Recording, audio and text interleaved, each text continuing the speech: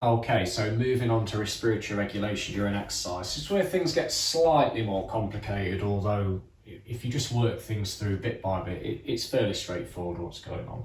So we know that when we want to breathe in, when we want to inspire, that the diaphragm and the external intercostals need to contract. That'll bring the rib cage upwards, outwards, reduce that air pressure inside, atmospheric air rushes in, that's you inspiring.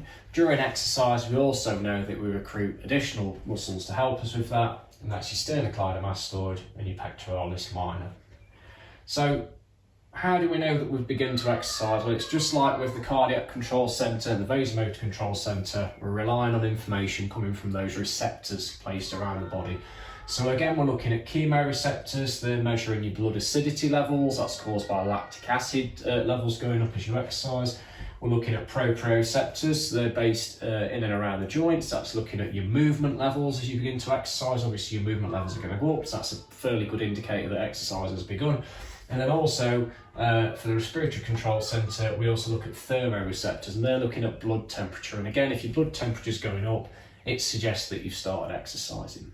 Okay, so let's say the chemoreceptors have detected increased blood acidity levels, thermoreceptors have detected increased blood temperature levels, proprioceptors have detected increased movement at your joints. All the information's being fed to the medulla oblongata and it's picked up by the respiratory control centre. Respiratory control centre has decided we must be exercising. Therefore, we need to start recruiting those additional inspiratory muscles. Let's try and get more air into the lungs. Let's try and get more oxygen circulating around the body. So basically, it tells the inspiratory centre what's going on. The inspiratory centre then sends its impulse down to the diaphragm, the external intercostals, but it will now also send an impulse to the sternocleidomastoid and the pectoralis minor, telling those to contract. And they'll all get that signal at the same time. That'll enable you to inspire really, really hard, really, really quickly.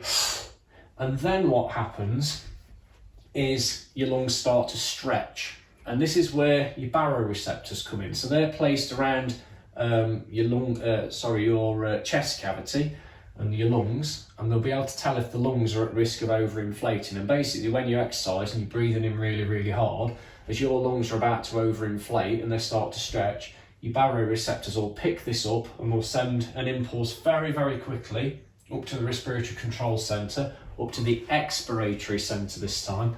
And the expiratory centre will very, very quickly send an impulse to your expiratory muscles, that's your internal intercostals and your rectus abdominis, telling them to contract really quickly so that you can breathe out and prevent your lungs from overinflating.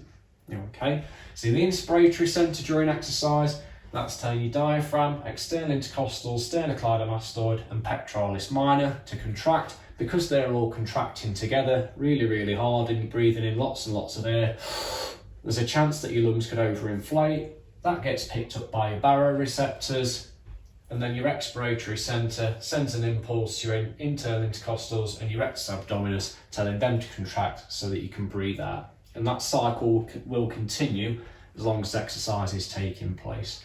Once things start to calm down a little bit, so we might find that blood acidity levels drop, blood temperature starts to drop, movement at your joint starts to drop, that'll get picked up by your receptors, as will the fact that your lungs aren't stretching quite as much, so your baroreceptors have picked that up.